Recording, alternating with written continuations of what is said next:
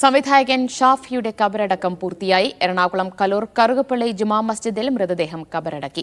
Cinema രംഗത്ത് നിന്ന് നിരവധി പേരാണ് അന്തിമോപചാരം അർപ്പിച്ചത്. സിജോ വി ജോൺ വിവരങ്ങൾ നൽകും. സിജോ, സംസ്കാര ചടങ്ങുകൾ പൂർത്തിയായില്ലേ?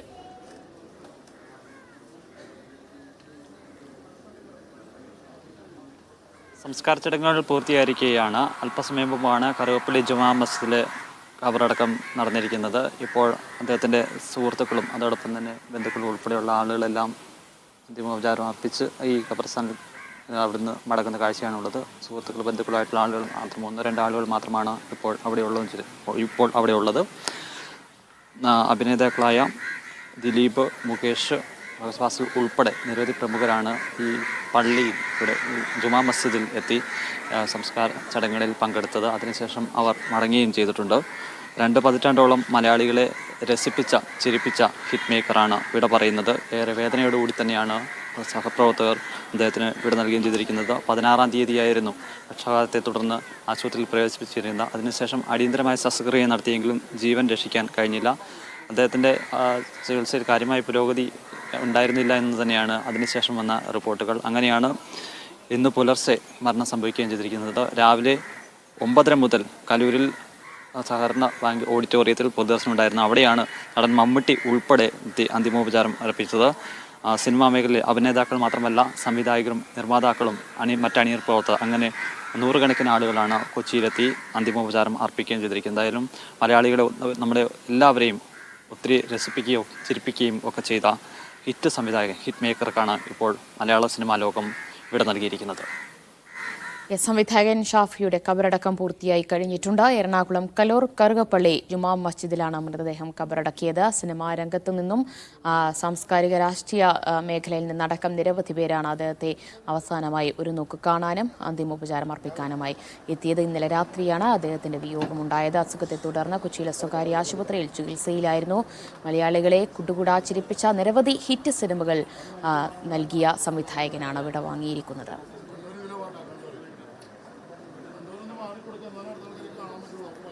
സിജോ തുടരുന്നുണ്ട്. സിജോ, ഇന്ന് രാവിലെ പൊതുദർശനം ഉണ്ടായിരുന്നു, അദ്ദേഹത്തിന്റെ വസതിയിലും പൊതുദർശനം ഉണ്ടായിരുന്നു. അവിടെയൊക്കെ നിരവധി പ്രമുഖരാണോ അദ്ദേഹത്തെ കാണാനും ആദരാഞ്ജലികൾ അർപ്പിക്കാനുമായി എത്തിച്ചേർന്നത്?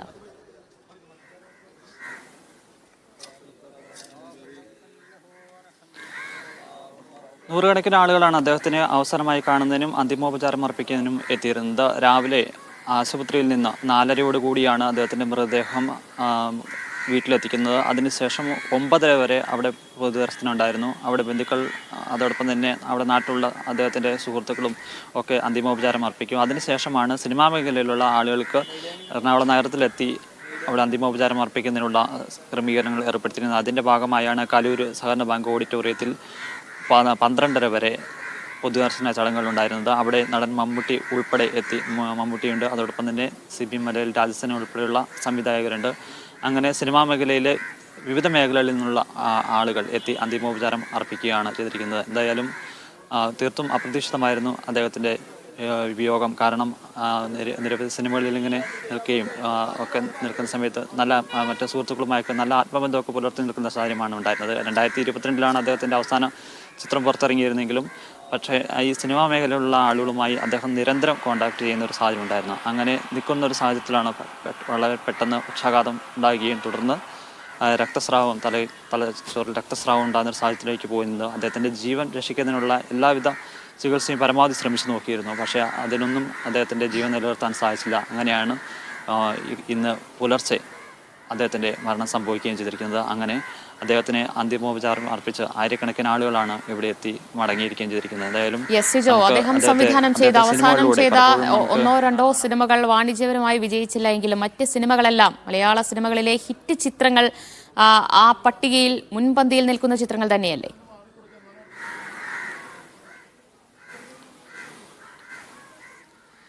തീർച്ചയായും മലയാള സിനിമയുടെ അദ്ദേഹം ഒരു എൻ്റർടൈൻമെൻറ്റ് സിനിമകൾ തന്നെയാണ് അദ്ദേഹത്തിൻ്റെ സിനിമകളെന്ന് പറയാം. അങ്ങനെ ഒരു ഹിറ്റ് മേക്കർ എന്ന നിലയിൽ തന്നെയാണ് അദ്ദേഹത്തെ മലയാള സിനിമ ഓർപ്പിക്കുകയും ചെയ്യുന്നത്. ആദ്യ സിനിമ വരുന്നത് 2001-ലാണ് വരുന്നത്. 2001 ആദ്യ സിനിമയ്ക്ക് ശേഷം അദ്ദേഹം കല്യാണരാമൻ സിനിമ വരുന്നു. അതിന് ശേഷം തൊമ്മനും മക്കളും, പിന്നെ ചട്ടമ്പിനാട് ഉൾപ്പെടെയുള്ള സിനിമകൾ നമ്മളിങ്ങനെ മലയാളികൾ എന്നും എന്നും ഓർത്തിരിക്കുന്ന സിനിമകളുണ്ട്. നാം പലപ്പോഴും അദ്ദേഹത്തെ കുറിച്ച് ചിന്തിക്കുമ്പോൾ ആലോചിക്കുമ്പോൾ നമുക്ക് തോന്നുന്നൊരു കാര്യമുണ്ട്. ഇപ്പോഴും ഉണ്ട്. നമ്മളിങ്ങനെ ടി വിയിൽ വെച്ച് നോക്കുമ്പോൾ ചില കോമഡി സിനിമകൾ വരിക, അല്ലെങ്കിൽ അതുമായി ബന്ധപ്പെട്ട കോമഡി രംഗങ്ങൾ കാണുമ്പോൾ ഒരു 10 കോമഡി രംഗങ്ങൾ കാണുകയാണെങ്കിൽ 1-2 ഒക്കെ തീർച്ചയായും അദ്ദേഹത്തിൻ്റെ സിനിമകളിൽ നിന്നുള്ള രംഗങ്ങളുണ്ടാകും. അതോടൊപ്പം തന്നെ നമ്മൾ ദൈനംദിനം ജീവിതത്തിൽ പലപ്പോഴും ട്രോളുകളൊക്കെയായി ഇപ്പോഴും സജീവമായി നിൽക്കുന്നുണ്ട്. നമ്മൾ ഇനി എന്ത് ചെയ്യും മല്ലയ്യ, ഇനി ശരിക്കും ബിരിയാണി കൊടുക്കുന്നുണ്ടെങ്കിലോ, അങ്ങനെയൊക്കെ ചോദിക്കുന്ന ഡയലോഗുകളുണ്ട്. ആ ഡയലോഗുകളൊന്നും മലയാളികളുടെ മനസ്സിൽ നിന്ന് ഒരിക്കലും മറഞ്ഞിട്ടില്ല.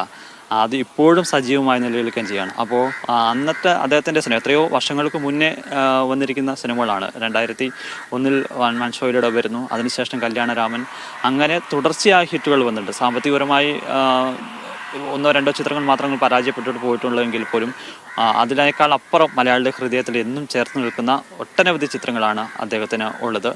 ഒരു നല്ലൊരു കഥയുണ്ടാകും, അതോടൊപ്പം തന്നെ നർമ്മം അതിൽ കോർത്തിണക്കും. അങ്ങനെ ആദ്യ അവസാനം വരെ പ്രേക്ഷകരെ ചിരിപ്പിക്കുന്ന, രസിപ്പിക്കുന്ന ഒരു സിനിമ തന്നെയാണ് മലയാളികൾക്ക് അദ്ദേഹം നൽകിയിട്ടുള്ളത്. അപ്രതീക്ഷിതമായിരുന്നു അദ്ദേഹത്തിൻ്റെ ഒരു വിയോഗം. 57-ാം വയസ്സിലാണ് അദ്ദേഹം മരണത്തിന് കീഴടങ്ങുകയും ചെയ്തിരിക്കുന്നത്. അതുകൊണ്ട് തന്നെ ഇനിയും നല്ല സിനിമകൾ അദ്ദേഹത്തിൽ നിന്ന് നമ്മൾ പ്രതീക്ഷിക്കുകയും ചെയ്തിരുന്നു. അങ്ങനെ ഒരു കാത്തിരിപ്പിൽ നിൽക്കുമ്പോഴാണ് അദ്ദേഹത്തിൽ വിയോഗം വരികയും ചെയ്യുന്നത്.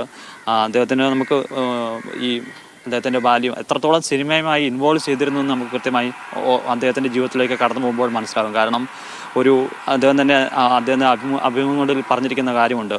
അത് സ്കൂളിൽ പോകുന്നതിന് മുമ്പ് തന്നെ വളരെ ചെറുപ്പത്തിൽ സിനിമകളെക്കുറിച്ച് കേട്ടാണ് അദ്ദേഹം വളരുന്ന സാഹചര്യം ഉണ്ടായിരുന്നത്. അദ്ദേഹത്തിൻ്റെ അമ്മാവൻ സിദ്ദിഖ് ഡയറക്ടറാണ്. അതോടൊപ്പം തന്നെ അദ്ദേഹത്തിൻ്റെ മറ്റു കുടുംബാംഗങ്ങളായിട്ടുള്ള ഒരു 40ഓളം ആളുകളുണ്ട്. ഒരു കൂട്ടുകുടുംബമായിരുന്നു. അതിൽ ആർട്ടിസ്റ്റുകളായിട്ടുള്ള ആളുകളുണ്ട്. അങ്ങനെ പല ആളുകളും പല ഘട്ടങ്ങളിലും വളരെ ചെറുപ്പത്തിൽ തന്നെ സിനിമയെക്കുറിച്ച് പറയുന്നു. അത്തരം ചർച്ചകൾ കേട്ടു വളരുന്നു. അങ്ങനെയാണ് തനിക്ക് ഒരു സിനിമാ സംവിധായകനാണ്, സിനിമാ മേഖലയിലേക്ക് വരണമെന്നൊരു ആഗ്രഹം വരികയും ചെയ്യുന്നത്. സിദ്ദിഖ് ഡയറക്ടറായിട്ട് വരുന്നു. അദ്ദേഹത്തിൻ്റെ സഹോദരൻ ഷാഫി സിനിമയിലേക്ക് വരുന്നു, റാഫി സിനിമയിലേക്ക് വരുന്നു. അങ്ങനെയാണ് അദ്ദേഹത്തിൻ്റെ സിനിമാ മേഖലയിലേക്കുള്ള ഒരു കടന്നുവരവിന് വഴിയൊരുങ്ങുകയും ചെയ്യുന്നത്.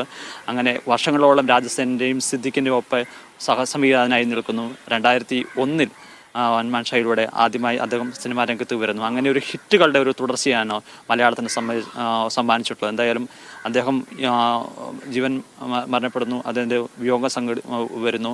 പക്ഷേ എങ്കിലും മലയാളികൾക്ക് ഇനിയും മലയാളികളുടെ മനസ്സിലെന്നും സംവിധായകൻ ഷാഫിക്ക് ഒരിടമുണ്ടാകും. നിരവധി ഹിറ്റ് സിനിമകൾ, കോമഡി രംഗങ്ങൾ, എന്നെന്നും ഓർത്തുചിരിക്കാവുന്ന കോമഡി രംഗങ്ങൾ നമുക്ക് സമ്മാനിച്ച സംവിധായകനെയാണ് നഷ്ടമായിരിക്കുന്നത്. കണ്ണീരോടുകൂടി വിട നൽകിയിരിക്കുകയാണ് ബന്ധുക്കളും സുഹൃത്തുക്കളും.